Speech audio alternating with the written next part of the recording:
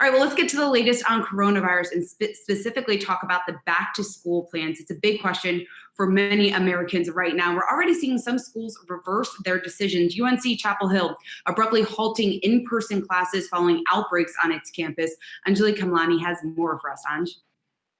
That's correct, Shauna. So unfortunately, we are seeing sort of exactly what some experts predicted would happen, which is once schools reopen, if there aren't proper testing procedures in place and proper social distancing, there is the possibility of that spread. And even when you're talking about off-campus activities, which as we know is also what happened with Notre Dame, and that's another college that is also seeing a spike in cases. So a lot of concerns about what this means for the future when we're looking at even more schools getting ready to open later this month and early next, and what that translates to really for a grade school when you're talking about elementary, middle, and high school, and how they're going to be handling that situation. So we've seen, sort of this patchwork ideas of different school districts and different states addressing things differently, and it's going to be very interesting to see how it all pans out and how they're able to really control the transmissions that are taking place when school is out, essentially.